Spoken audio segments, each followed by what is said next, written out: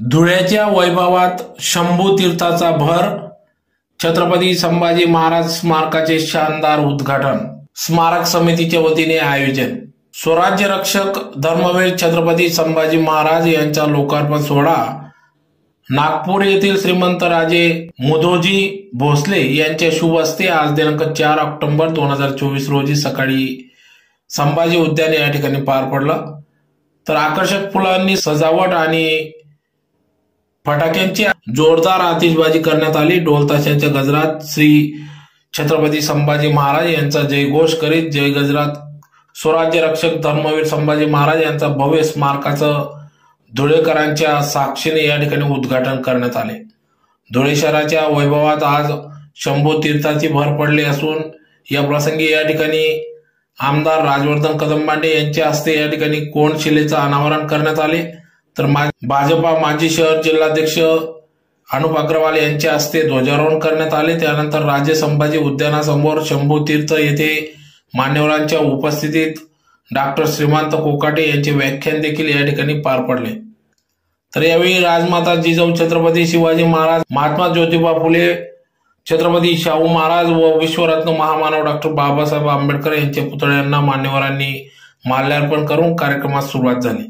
तर या प्रसंगी या ठिकाणी शाहीर गंभीर बोरसे यांनी छत्रपती संभाजी राजे यांच्या जीवनावर आधारित स्फूर्तिदायक पोवाडा या ठिकाणी सादर केला। तर या ठिकाणी उपस्थित असलेल्या सर्व मान्यवरांचा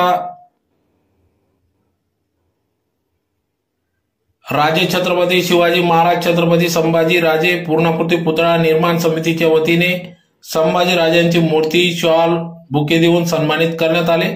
या प्रसंगी या ठिकाणी माजी केंद्रीय मंत्री तथा माजी खासदार डॉक्टर सुभाष भामरे, आमदार कुणाल पाटील, खासदार डॉक्टर शोभाताई बच्चाव, माजी महापौर प्रतिभाताई चौधरी, मनपा आयुक्त अमिता दगडे पाटील, माजी आमदार प्राध्यापक शरद पाटील, जिल्हा परिषद अध्यक्षा धरतीताई देवरे, माजी महापौर मोहन नवले, छावा संघटनेचे संस्थापक किशोर चव्हाण, माजी सभापती शीतल नवले, शिंदे गटाचे जिल्हाध्यक्ष मनोज मोरे, राष्ट्रवादी काँग्रेस शरदचंद्र पवार पक्षाचे शहराध्यक्ष रणजितराजे भोसले, डॉक्टर माधुरी बापना, इलाल अण्णा माडी, माजी उपमहापौर नागसेन बोरसे, भाजपा प्रवक्ता संजय शर्मा, माजी महापौर प्रदीप करपे, जयश्रीताई अहिरराव, सेवानिवृत्त उपायुक्त विजय सनेर यांच्यासह अनेक मान्यवर या ठिकाणी उपस्थित होते। तर या प्रसंगी या ठिकाणी शहीद योगेश बदाने यांच्या आईवडिलांचा या ठिकाणी भव्य असा नागरी सत्कार या ठिकाणी करण्यात आला। त्याचबरोबर शहीद खैरनार यांच्या पत्नीचा देखील या ठिकाणी स्मारक समितीच्या वतीने सत्कार करण्यात आला। तर धुळ्याच्या वैभवात भर टाकणाऱ्या सर्व श्री छत्रपती संभाजी महाराज स्मारक समितीच्या पदाधिकाऱ्यांचा धुळे जिल्हा मराठी पत्रकार संघाच्या वतीने भव्य असा सत्कार करण्यात आला। या प्रसंगी या ठिकाणी अध्यक्ष मनोजजी गर्दे, उपाध्यक्ष अतुल पाटील व सर्व पदाधिकारी या ठिकाणी उपस्थित होते।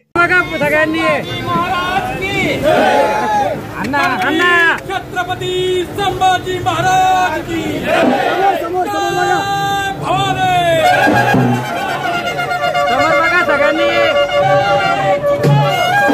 शिवप्रेमी व ज्येष्ठ नागरिक ज्यांनी आम्हाला 12 वर्षापासून प्रत्येक आंदोलनाला मोठी प्रसिद्धी मिळवून दिली अशा पत्रकार बांधवांचं देखील मी या ठिकाणी स्वागत करतो।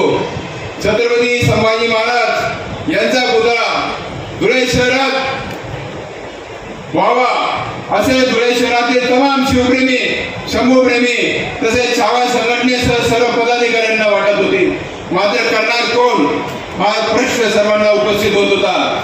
हेच खंत सर्वसाधारांना होती। त्यास पूर्णत्वास नेण्यासाठी 14 मे 2012 रोजी छावा संघटनेच्या माध्यमातून मनोभावासमोर पहिलं आंदोलन करीत पुतळा धुळे महानगरपणे उभारावा या पवित्र कार्याची सुरुवात करण्यात आली।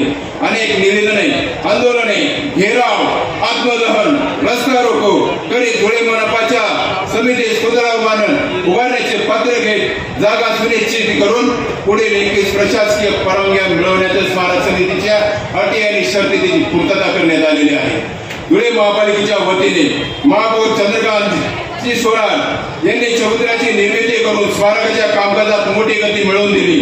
परंतु त्यानंतर तब्बल 2 वर्ष काम रखडले व या रखडलेल्या कामाला पुन्हा माननीय आयुक्त दगडे पाटील मॅडम यांनी सुशोभीकरणास मंजुरी देऊन स्मारकाचे काम अंतिम टप्प्यात नेले. छत्रपती संभाजी महाराज यांना जसे रण हक्काची मोलाची साथ मिळाली त्याचप्रमाणे या युगात देखील आमच्या स्मारकाच्या कामाला चालना देऊन पूर्णत्वास नेण्यासाठी आयुक्त अमिताभ दगडे पाटील यांची मोलाची साथ मिळाली आहे. म्हणून मॅडम साहेब स्मारक समिती आपल्या कायमस्वरूपी ऋणात राहू. त्यांच्या सोबत प्रतिभाताई या देखील आमच्या सोबत तेवढ्या ताकदीने उभ्या होत्या. विजयजी सने, सुधाकरजी देशमुख यांनी अंतिम टप्प्यातील महत्वाच्या अशा महत्वपूर्ण मंजुऱ्या देऊन आमच्या या स्मारकाचे मोठा अडथळा दूर केला.